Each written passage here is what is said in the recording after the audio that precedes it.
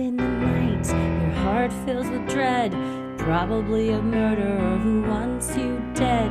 It could be a ghost, a demon, or worse. Perhaps you're the victim of a witch's curse.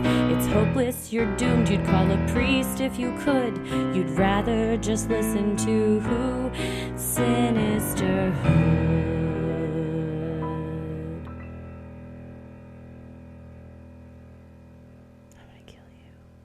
Ooh, welcome. Ooh.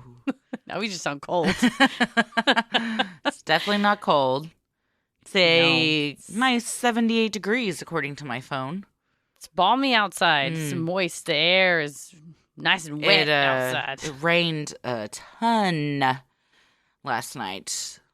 Kate lost her mind and tried to get in our shower in the middle of the night. No. Yeah. Whole thing. Oh, poor Kate. Well, yeah, I was telling y'all in our text thread, the weatherman Pete Delkus was like, download the app because when you're in your bunker, you're gonna wish you knew what was going on. How many of you have TVs in your bunker? I bet not everyone. Okay, Pete Delkus. First of all, you assume I have a bunker, which I'm very sad to say I don't yet. Do you have Wi-Fi in a bunker? How are you getting on an app? He's like, this is a luxury bunker that you have Wi-Fi in. And a TV. It's like, Pete Delkus, not all of us make that weatherman money, so we don't have that. Pete Delkus is our local weatherman. He's a gem. He's magical. He takes off his jacket, rolls up his sleeves. He puts his head so close to the camera. That's how you know if you're in danger, because he starts to get really close. Last night I was like, y'all don't worry about it. Delkus still has his jacket on. We're fine. It was great. So we're good to go here. But, you know, it's even scarier than Pete Delkus with his jacket off. Oh. These odd but true Freaky Friday stories. Yes, we've got a good variety this go-round. We cover, I think, pretty much everything. Aliens, runs the gamut. True crime, ghost, other weird stuff. I'm waiting for a cryptid. I'm waiting for a Bigfoot sighting. Please, you know what? Somebody here. I think that's the only one we haven't had so far is a cryptid sighting. I still have to write in my Marvelite sighting, but that doesn't count as a cryptid. I want someone who's seen Bigfoot. Or Nessie. Mothman. If you've had relations with Mothman, we would love to hear about it. You know what? We'll do an NC-17 rating on that episode if we need to. Not going wide theatrical release. You're going niche theaters. Dirty Mothman stories. But yeah, well, we have almost all of them today. Almost, yeah. All right. Well, let's get started. I'm Christy. I'm Heather. And let's get into it. This first one is from Peter. And this is Creep Neighbor Sees Aliens? Hey, y'all. You two are my favorite podcasters out there. And I can't thank you enough for all your amazing and hilarious content. So my story dates back to when I was about 14 or 15 years old. And my family was moving out of one apartment and into another. It was moving day. And we had some people helping us load our moving truck, which was parked about a minute or two walk away from our apartment in the complex's parking lot. As we walked back and forth from the apartment to the truck, I noticed that one of our neighbors, whose apartment was close by the parking lot, had their entire living room window wide open with the curtains drawn. I had never seen them do this before. Their curtains were always closed, and so it caught my eye. What was even stranger and creepier to me was that they were sitting on their couch with their back to the window, staring at their television. Of course, none of that would be strange, except for the fact that their TV was showing nothing but a blank blue screen, the kind that you see when you're on an input without anything attached or something like that. They were just sitting there staring at it, not moving at all, like a statue. I pointed it out to my mom, and while she thought it was a bit weird, it didn't startle her too much, and she told me to let him mind his own business. Doing as I was told, I looked away and kept helping move things out to the truck. Things continued normally until at one point, I was walking something to the truck. I saw that the neighbor had left his apartment and was standing outside adjacent to the path we were using to walk things to the truck. He was staring up intensely at the sky, his neck arched way back, mumbling something to himself. As I got closer to him, I realized he was saying, they're coming, I can see them. This freaked me out, and I rushed whatever I was carrying to the truck and went back to my apartment. For whatever reason, I didn't tell anyone else. Blame it on my 14-year-old mind. And by the time we went back outside, he was gone. At some point, unfortunately, though, near the end of the day, Everyone else who was helping us move had gone back inside our apartment for pizza, leaving the truck with the door to the cargo area and all our belongings wide open. Not wanting to leave the truck alone, I decided to stay there, sitting on the edge of the cargo hold. Anxious about my neighbor and guarding the truck alone, I started to text my sister to come out to wait with me, when out of the corner of my eye, I saw something. It was that same neighbor, his head peering out from behind one of the garage walls near the parking lot, watching me with a creepy-ass smile on his face. As soon as he realized I saw him, he jolted back behind the wall, and I freaked the fuck out. I ran back to my apartment and told my family what had happened. We all went outside, but couldn't find the neighbor. One of my older friends even decided to knock on the neighbor's door to confront him, but he never answered, and by this point, his window curtains were closed and we could see nothing. Nothing happened the rest of the day, and the move was completed smoothly. This whole experience sent a chill down my spine. Why was he watching the TV with nothing but a blank blue screen? What did he see in the sky? Who was coming? Why was he watching me? And what were his intentions? I'll note that before all this happened, I never encountered that neighbor before in my life. After that whole experience, I was super happy to leave that apartment complex, but our new place was far from creepy-free, though those are more stories for another time, which I'll gladly share more of if interested. Maybe it was aliens, maybe it was an unfortunate mental health episode, but regardless, this was an experience that 14-year-old me will never forget. Why is it so creepy to watch somebody watching nothing on a TV? It's not natural. Yeah, and it's maybe my mind is, what do they see that I don't see? Or what's going on in their brain. Sinister. Yeah, that's true. Yeah. Man. It's, I think those are tropes that we've seen in movies too, or out of the ordinary, creepy things. So when you see it happening in real life, your mind automatically goes to, well, aliens are coming, or poltergeist. Yep, it's a poltergeist for sure. That which is creepier, that or you see him staring at you with a smile on his face from behind a wall. You never want to be stared at unless it's someone you love, your spouse, your partner, your loved one. It's just like, oh, look at you.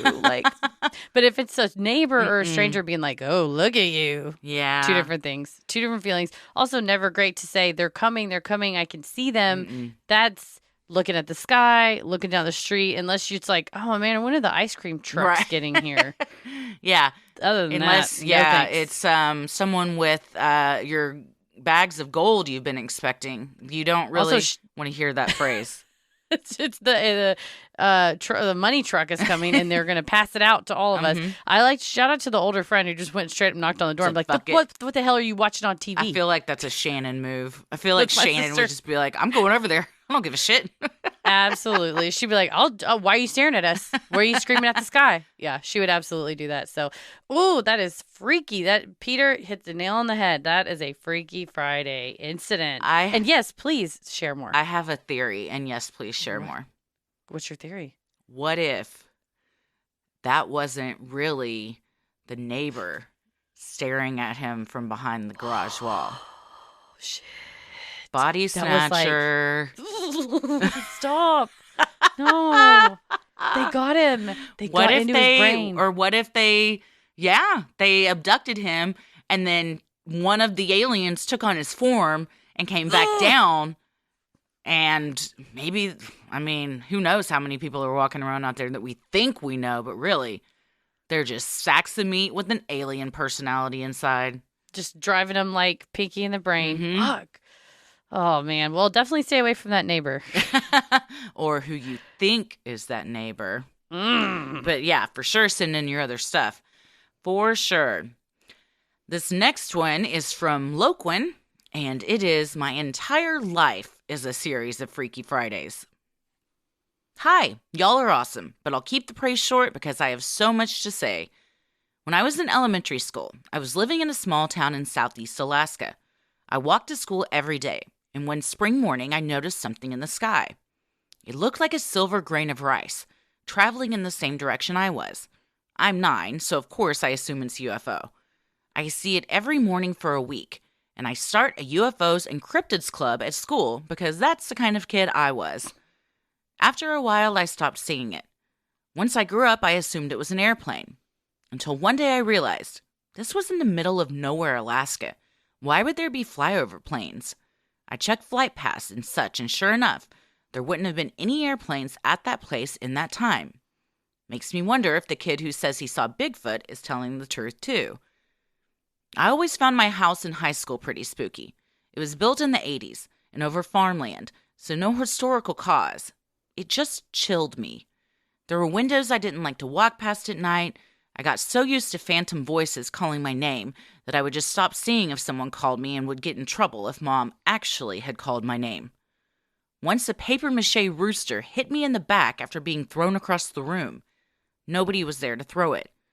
But the best, spookiest thing happened when I woke up in the middle of the night to find two figures standing by my bed, one at the foot and one to the side. They were shrouded like someone who had tossed a sheet over their head. And I have two little sisters, so I assumed it was them. Very funny, I said. Go away. And I closed my eyes. Y'all remember those beaded doorways that were all the rage in the 90s? I had one of those, but my parents were hippies, so instead of little plastic beads, they were big bamboo ones. It was impossible to leave my room without making a racket.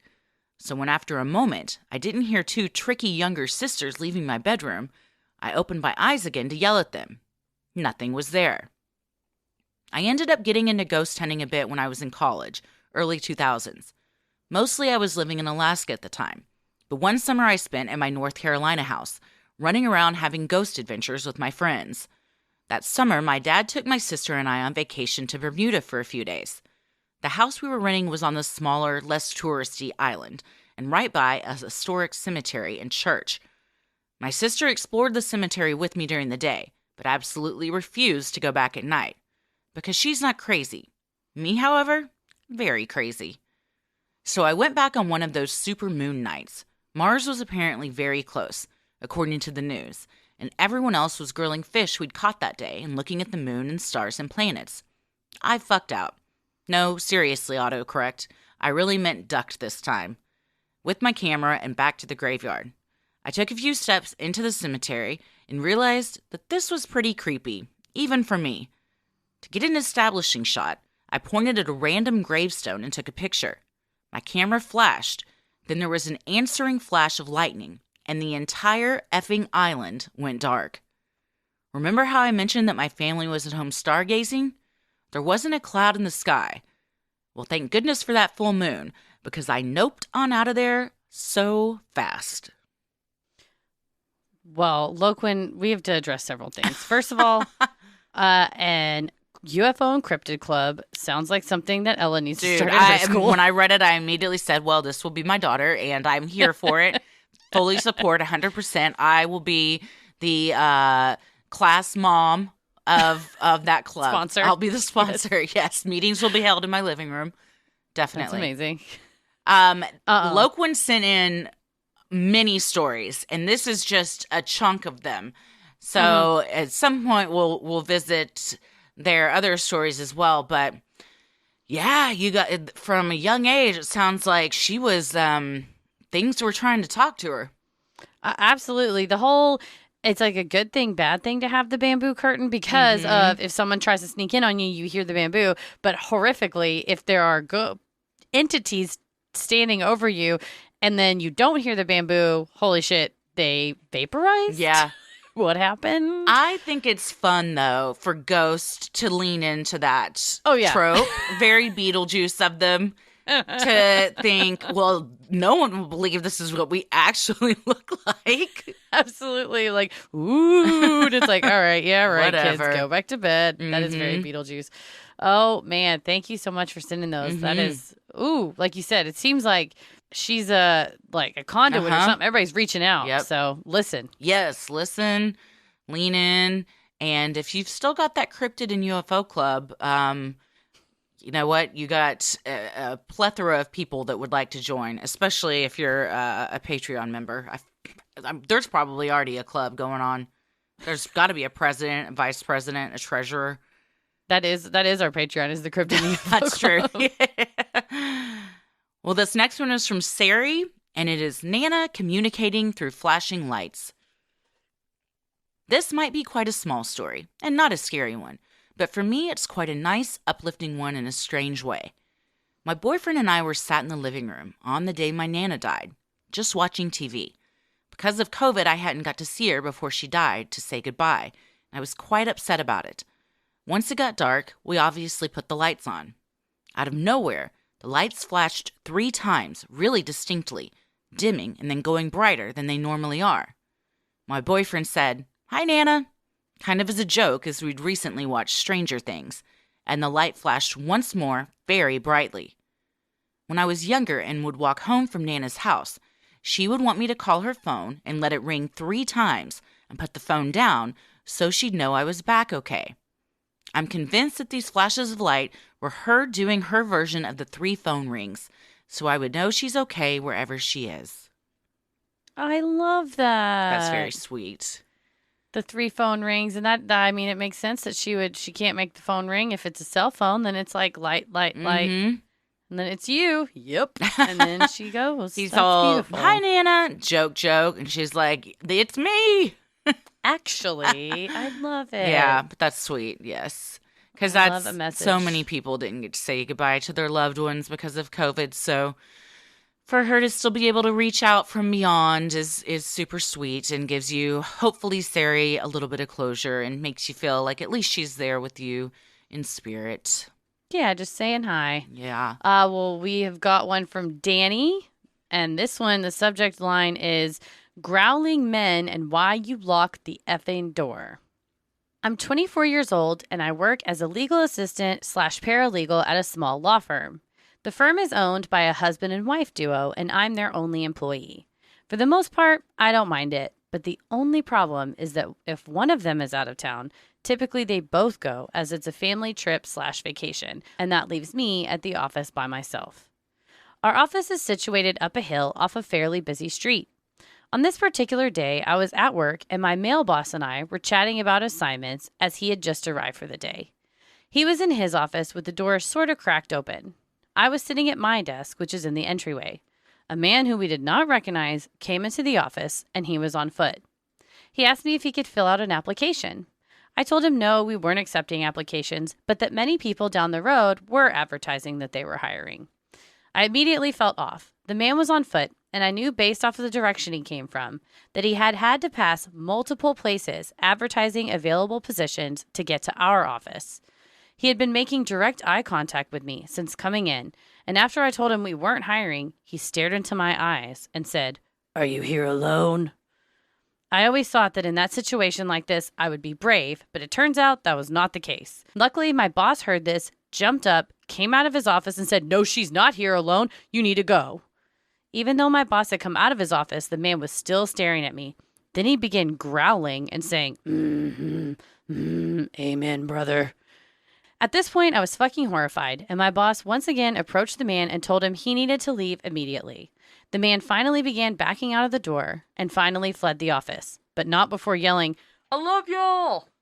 Needless to say, I do not love the creepy-ass dude who was looking for more than a job, and I have been keeping the office door locked even when I'm not by myself at the office. Fuck that. Fuck that is my sentiment also. I love a good locked office door when you work in office because, Yeah. you don't need to come in here. If we have an appointment, we'll come open the door for you. We all right? Yeah. When I was getting my hair done last week, I was the last client in there. And when the other stylist left, she asked my stylist, "Do you want me to lock the door?" And mine said, and it's in a nice area. She said, "It's still light outside. It's totally fine." And it's in like a shopping area. Well, she's doing my hair like 10 minutes later, and this guy comes up to the door, and he looks a little off, and she said, "Am I about to regret that I didn't tell her to lock that door?" And he came in, and he seemed a little off, and I think we both had that feeling of, oh, we don't love this. He had a dog with him, so that was kind of, but also, what if you're using that because that's like something that makes you Disarming. look sympathetic, you know? and we'll Yeah, get people. Yeah. But he asked, can I get a haircut? And she said, no, I'm the only one here and we're closed, but we'll be open tomorrow. And he said, okay, and left. But there was something a little off, but luckily it went fine. But if she had been there alone, it makes me worried, or just, lock those office doors. Yeah, because you just never know if, what act they're putting on. Like you said, if someone pretends that they're sick or pretends whatever. At any rate, a hair salon, a law firm, not the place to assess and assist in whatever fashion that you may need to assess and assist. It's always good to be like, the door's locked. Love to call somebody to come help you, but I am not the one to help, especially if frequently you're in an office alone. I think that's a reasonable thing to lock the door. Absolutely. And who walks into a hair salon without an appointment with a dog? In Pro Cuts? It's like a nice salon. Well, I mean, and not that a Pro Cuts isn't a nice salon, but that's more of a walk-in situation. Right. Versus you walk into a salon where I'm like, oh, this is more like appointment only. If you have like cubbies, if they have cubbies, I'm like, I don't know if this is, or it would say walk-ins welcome on the door. And if it doesn't say that, I would assume it's appointments only. The weirder thing to me is you have your dog with you. Most businesses won't just let you, especially like a haircut that's, somewhere that's like all about hygiene and stuff, isn't going to just let your dog come in with you. Then I'll do a 2-for-1 human pet grooming. You know what, though? Maybe That's not they a bad business plan. We'll shave you and we'll shave your pup. Well, thank you so much for sending that in to us, Danny. Next up, we have Spooky Old Farmhouse sent from Jack. Hi, both. This happened to my mom, but she told me the story countless times when I was growing up. Not to scare me, but to reinforce her thoughts that I should be more scared of the living than the dead. My mom grew up in an old farmhouse in Herefordshire, which is very rural and located in the borders between England and Wales. The main house itself is about 300 years old, but some of the buildings were much, much older. But we'll come on to that. It was about a mile away from the nearest village, which was easily walkable down a track from the farm to the main road. One evening, when my mom was about 15 years old, so this would make it the late 1950s, she was walking down the track from the house toward the road to the village on her way to a party. It was dusk. Up ahead, she saw a white, blurry image, which startled her to start with. But she dismissed it, thinking it was one of the Shire horses, really big workhorses, leaning against the gate as he had a white patch of fur on his nose. She was aware that the blur seemed to follow her as she continued walking, so she called out a friendly greeting to the horse. Charlie, his name was. She thought nothing of it and continued to the party. By the time she returned, it was dark, and she made her way up the track towards the farm, carrying a brace of pheasants she had won at a raffle. Well, it was very rural, and coming home with dead animals to eat was common. I should point out at this point that electricity hadn't made it as far as my grandparents' farm, so it was really rather dark, although apparently there was a bright moon. As she looked ahead toward one of the barns, she once again could see a white blur ahead of her. It was bright and hovering a few meters off the ground. Slowly, it took the form of a shrouded figure and seemed to come down some stairs that didn't exist to ground level. As it got closer, she could see the shrouded figure was actually a monk. She screamed, dropped her pheasants, and ran up the driveway. My grandmother, a fierce old woman, came running out to see what the commotion was and was confronted by my mother hurtling towards her, screaming, "A ghost!" My grandmother responded rather calmly, "There's loads of them around here," before turning and striding back into the farmhouse. Years later, my mother found out that the farmhouse was apparently built on the site of an old monastery, which was destroyed in Henry VIII's reign. Thank you both. Love your work. Spooky monk. We don't have enough pheasant raffles at parties we go to. No, I've joined a raffle and they're like, "You want a Starbucks gift card? I'd love a brace of pheasants." Then you got to clean it and dress it, though. I don't think I'm equipped to do that. Grandma's like, they're everywhere. Go pick up those pheasants and bring them in here. She's like, "What are you dropping pheasants on the ground? Get your ass in the house. It's dark," and you drop the pheasants. Right? That is it. I could picture all of this in my mind, though, and it was a very creepy, spooky setting. So I like that. There's so much history over in that part of the world, and it's just, it lends itself to spookiness. And the buildings that have been there for a long time that haven't been bulldozed and turned into something silly. Like here, I feel like they just tear everything down and build something new on it. So I like that when you have something that's like been around for a long time. And we've said before, if we have to be haunted by something, I want a dog ghost. I feel like a monk ghost would be a great ghost too, because they're quiet. Probably just walk around a little bit. Yeah. They're not doing anything too wild. So you might hear it chanting occasionally, but nothing. Usually that's kind of, people fall asleep to that. There's apps for that. So it might help you fall asleep. Might help you get a good night's rest. Absolutely. Well, thank you so much, Jack. And speaking of apps and falling asleep, this next one is from Jamie. The subject line, my haunted apartment and sleep app horror. Y'all gotta stop using these apps. Someone sent us one on Instagram, though, and it was just fart after fart after fart. That's what most people's are. That's why I was like, I don't want a sleep app because I don't want to get farted out that I'm farting it up all night. Okay, this is from Jamie. Hello, I'm a huge fan of your podcast and was inspired to write this after hearing the last sleep app story. I don't know how scary this is because I've tried to tell it at bars and no one cares, but Lord, did it scare me. Sorry if it's long. Never apologize. For anything. Never. I live in a small studio apartment. I love my home so much. I spent most of the shelter-in-place days of quarantine 2020 adding shelves and admiring how cute everything was. The energy was so nice and calm until one day everything changed. I don't know when exactly the energy shifted, but it was significant. I have had trouble sleeping, and my neighbors upstairs are loud as hell. I do not know where they are going 24/7, but all I can hear at night is them walking. So I started using a brown noise app on Alexa as loud as it will go to drown out the sound. I also use earplugs. I used to use a sleep recording app, and I had started using it during quarantine again. Once I caught a clear sound of birds chirping, but that was like a nice thing, so it didn't freak me out. This time, I woke up and went through the sounds. I find a very clear sound of two voices speaking over me. I'm going to add a link to the audio. I live alone. I do not use my phone at night, and I know this is not my voice. I asked a million people, and to me, it sounds like two voices clearly speaking into my phone. It freaked me out even more because it's definitely so clear that it isn't my voice, it's not my cat's, and it also says phrases that I tend to say when I'm scared. My reaction to everything is, ew, I hate that. You can hear the brown noise in the background for a measure of how loud and distant the room noise is.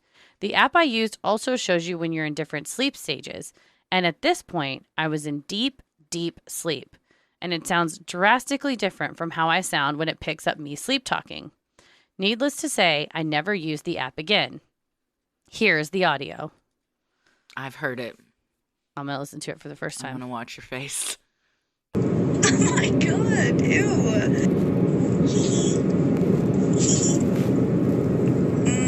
Oh, I hate that now. Oh my god. Yeah. That was my reaction last night by myself. Heather's out of her chair. She's so freaked out. Oh my god. I wish I was with you so I could comfort you. Oh no. She's gonna cry. She's so scared. Oh, don't cry, don't cry. What is it? I know, right? I don't want to. I want to listen to it again, but I don't. But I'm gonna. I didn't expect it. I know. I'm gonna listen to it again too. I listened to it last night, but I gotta listen to it again. Hold on. No. Hold on. I can't hear if you're crying. Just a second. Oh my god, ew.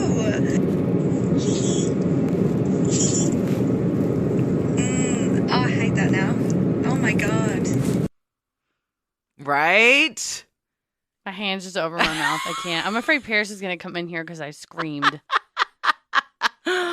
Oh, well, we will, y'all have heard it now because we're going to insert it at this point as well. So, keep going. There's more to the story. There's more to the story. Pause. Okay. Jamie continues. A week later, I'm in bed with my two cats. Sometimes when there are bangs or things fall down, I can admit that it's something that can be explained by them doing the most when I'm trying to sleep. Or, for instance, the one time my entire bathroom ceiling caved in. That's a long, different kind of horror story. But this night, I heard 2 loud taps from the corner of my apartment by the closet where I keep a makeshift altar. So, honestly, in hindsight, I probably brought all this on myself. I instantly thought it might be the cats, except that I realized a moment later they were both laying on the bed with me, and when the sound happened, all 3 of us looked in the direction of the noise. I was a little freaked out, got out of bed to look around, but found nothing out of place. There's nothing out of place at all. As I'm looking, there's a knock from inside the closet. I don't even know if I can describe it as a knock, but it was an audible sound, and Sophie, my oldest, bravest cat, heard it too, because she prances over to check it out. Not long after, I find it hard to sleep. I'm having nightmares frequently, and I'm always waking up at 3 a.m. I'm a person who cannot sleep with any noise or light, but I'm so uncomfortable at this point in the dark that I began sleeping with the light fully on. One morning, I woke up and went to the bathroom. I have a very small bathroom with a tub on one side and a heater on the opposite side. On both sides, there's enough space for a weight scale to be set. I keep one next to the heater in front of the toilet. I walk into the bathroom and stub my toe. I look down, and under the bath mat, I notice a perfect square indent. I look closer and notice the weight scale is perfectly placed beneath the mat on the opposite side of the bathroom. My mother blames the cats, but one of my biggest pet peeves is that my bath mat never lies flat or straight because they're always running around and knocking it out of place. It's set exactly on the edge of the mat at the tip and perfectly straight. At this point, I'm basically done, and I show all my colleagues at work. One of my co-teachers says it's probably a demon. I'm at my wit's end, so I ordered an energy clearing from Etsy. I figured it could work, or if it doesn't, at least I tried something as fast as I could. It seems to have helped, as I've had nothing like this happen ever since. Oh my God. Jamie, first of all, great idea doing an energy clearing. What I am hearing now, because we hear knocking is like demon stuff, moving stuff is demon stuff. If you say that it's like not you talking, because it doesn't sound like sleep talking. Like you said, we've inserted this, we've all heard it. But it sounds like an actual human voice. Yeah, it doesn't sound... Two of them. Yes, and it doesn't sound like... I have family members that sleep talk. I have heard it. It's not usually like, oh my God, like completely clear. This is completely clear. I wonder too if things are trying to get energy and it's mocking you and it's doing... Because she said when she gets a scared, her reaction is... Oh, I hate that. Mm-hmm. Ew, I hate that. And it's like, oh my God. Ew. It's like, fuck, the demon's mocking you, girl. It's the he for me. Oh, stop it. I don't like that. Fucking A. Oh. That would have been breathlessly read the other half of it because I can't fucking breathe. I get hit by a Mack truck of the sound, and then I have to continue reading. What you aren't hearing is how many times I had to edit out her restarting because she was so freaked out. She kept having to restart sentences. It's gonna sound clear. It will sound clear to everybody. That's the beauty of editing. That would have been the last night I'd slept in that apartment. I'll tell you that right now. Burn it to the ground. I would have noped out of there so fast. I would have slept in my car if I had nowhere else to go. God, I mean, horrifying. Hearing a knock coming from inside the closet. What? Something's behind that. A knock. Once again, that implies something has hands. It's got a fist. Or a hoof. Yeah. So, nothing good. Also, Jamie, I just want to say, whoever you're at bars with, fuck them, because this story scares the shit out of me. Right? Your friends have like a very high threshold for fucked up shit, because this is something that I would be like, if I heard this at a bar, I'm like, girl, you can't go back there. Are you hanging out with demonologists that are like, yeah, it's just all the time. Of course they scream in the night. You're like, yeah. Oh. I love having the cats, though. That's why I think pets are great if you can have them, if you can afford them, have them around. Because I know if anything moves in the night, the goose, when Leanne was house sitting, she said that it thundered and that Lucy jumped up and started doing laps and was barking.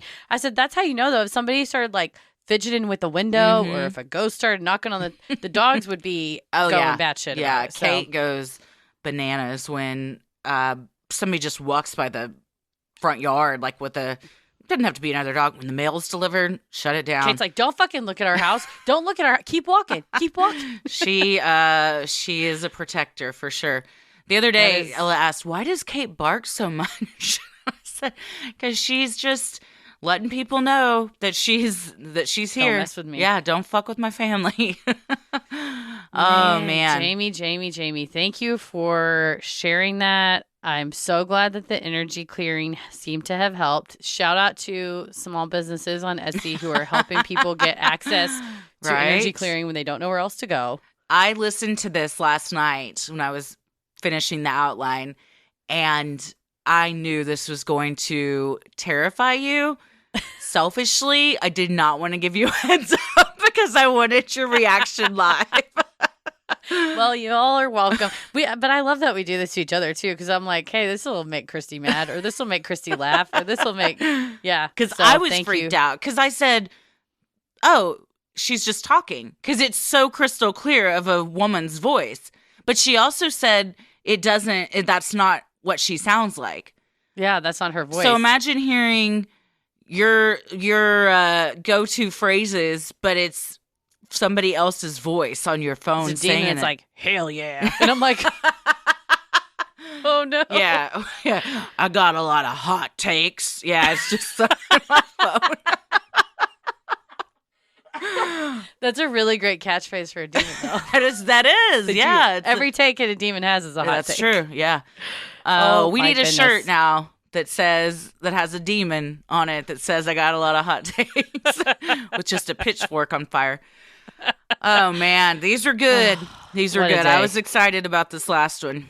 I loved all of them, but I knew this one was gonna get a good reaction out of Heather. So. I did not expect to be thrown from my seat with terror, which I was. I was on my hands and knees on the ground. It's times like this when I wished we record what we do. Most of the time I don't, because I don't want to put on makeup or feel like I need to clean my room or anything like that. But this was great.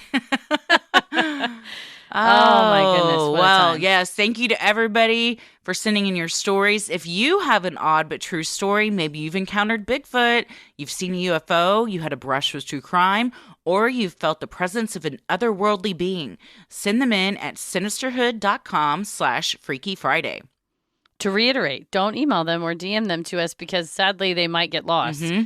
Go to the website, sinisterhood.com/Freaky Friday. Send them in there, and they'll be kept safe in a database. They go to our database, and they're all nice and neat in there, and we have a system to know which ones we've done, so it really, really helps us out.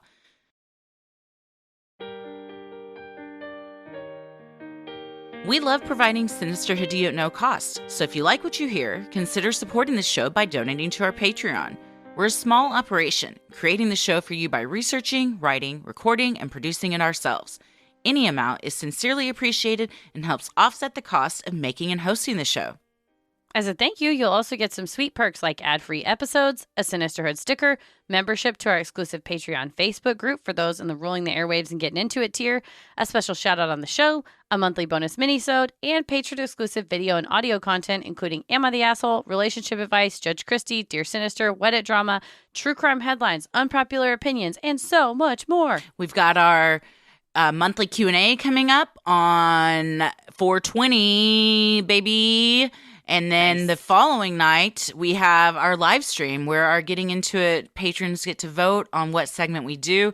We'll have those links up soon on Patreon so you can vote on that. And they'll both be at 8 p.m. Central Time.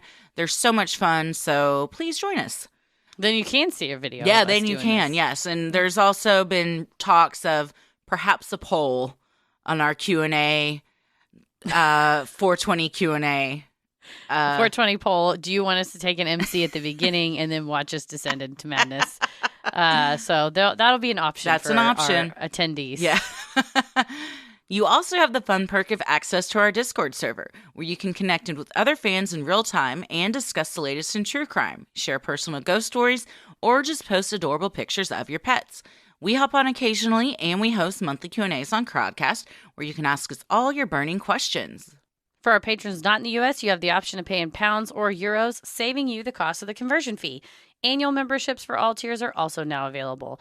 Those that select this option will be rewarded with a free month of membership. For more details on all of this and specific member tiers, visit sinisterhood.com and click Patreon on the top banner.